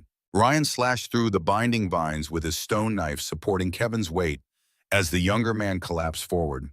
Kevin's incoherent mumbling suggested shock trauma and possibly venom or poison from whatever had captured him. Without medical supplies or knowledge of what they were dealing with, the only viable option was immediate retreat. Sam's diversion continued. She'd climbed a smaller tree at the clearing's edge, pelting the creature with broken branches and sharp stones when it tried to circle back toward the banyan. Her tactics kept the predator confused and divided its attention, but wouldn't work indefinitely. Half-carrying Kevin, Ryan began their retreat, signaling Sam to gradually disengage and follow. She acknowledged with a sharp whistle, continuing her harassment of the creature while slowly working her way from tree to tree, maintaining elevation advantage as long as possible. The return journey became a nightmare of hypervigilance and exhaustion. Kevin's condition deteriorated steadily, his wounded leg refusing to support weight, his consciousness fading in and out. Ryan and Sam took turns carrying him, pushing their already depleted bodies beyond sustainable limits. Behind them, occasional crashes and snarls confirmed the predator was tracking them, though apparently unwilling to attack directly against two healthy adults protecting their wounded companion. By nightfall, they reached the relative safety of their cave shelter, barricading the entrance with every available branch and tool. Kevin lay shivering on improvised bedding, his wound cleaned as thoroughly as possible with boiled water and wrapped in the cleanest material they possessed. The ritualistic markings proved difficult to remove, suggesting they contained some resinous component designed for permanence. Throughout the night, sounds of movement outside the shelter confirmed their pursuer remained active and interested. Sam and Ryan took alternating watch shifts, maintaining the fire at maximum intensity, their only effective deterrent against whatever primal horror the island had evolved or preserved. Kevin's fever spiked before dawn, his skin radiating heat while his body shook with chills. Whatever infection or toxin had entered his system was overwhelming his defenses rapidly. Without antibiotics or antivenom, their options for treatment remained painfully limited. Hydration, cooling with damp cloths, and botanical poultices based on Sam's half-remembered wilderness first aid training. Morning brought temporary reprieve. The creature had withdrawn at least from their immediate vicinity. Kevin's condition stabilized somewhat, though he remained critically ill. The immediate threat had evolved from acute to chronic, but no less deadly for the change in timeline.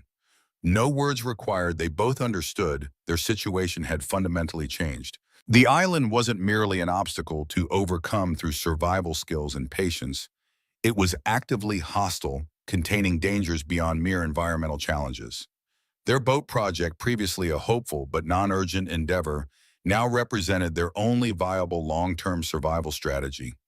That realization lent desperate energy to their efforts over subsequent days.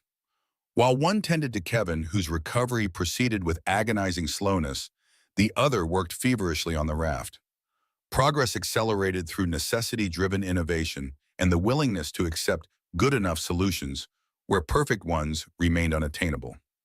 Kevin's ordeal also provided crucial information through his fragmented recollections. The creature appeared to be solitary rather than part of a pack or community.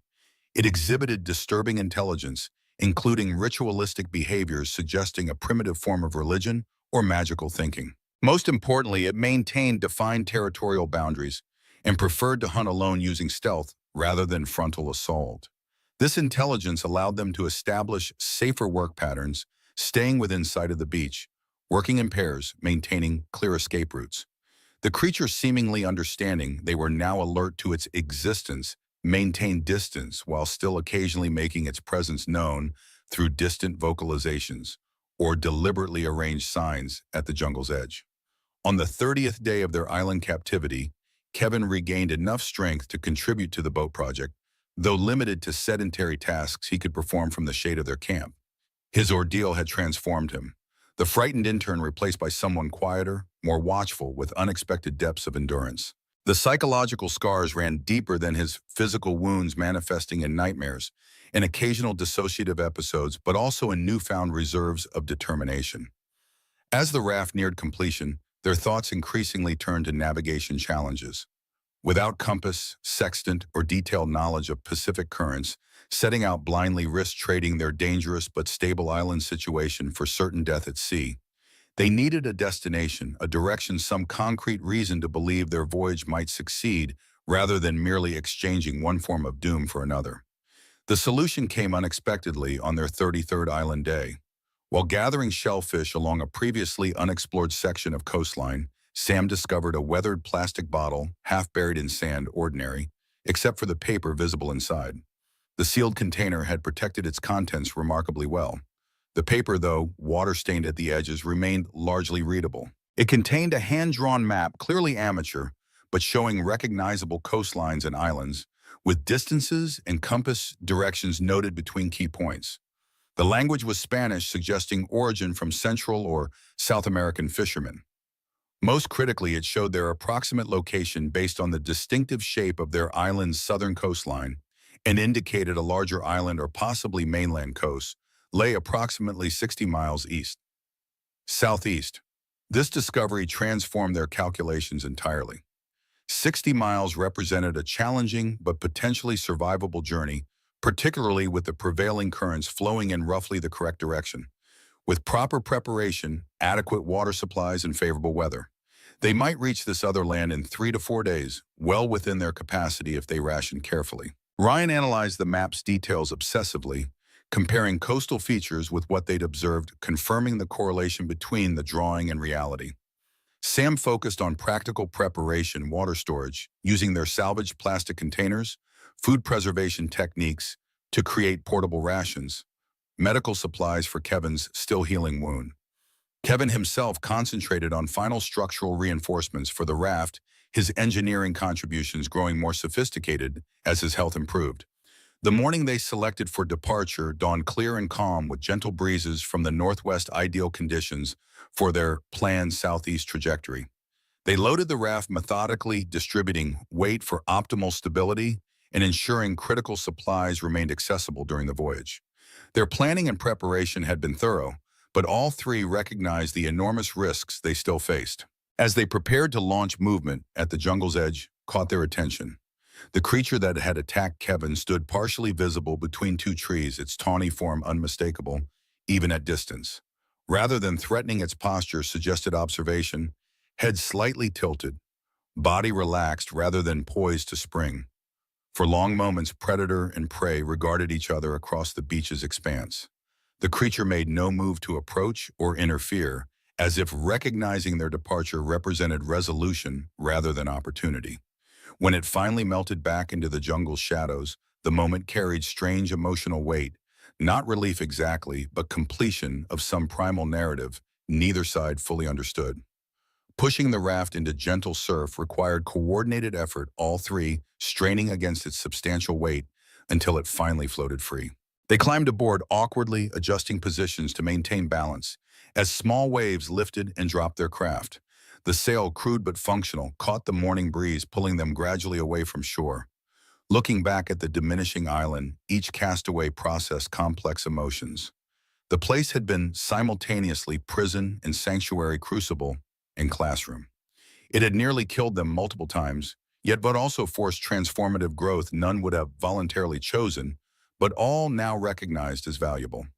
Once they cleared the island's natural harbor, stronger currents caught their craft, accelerating their progress southeastward.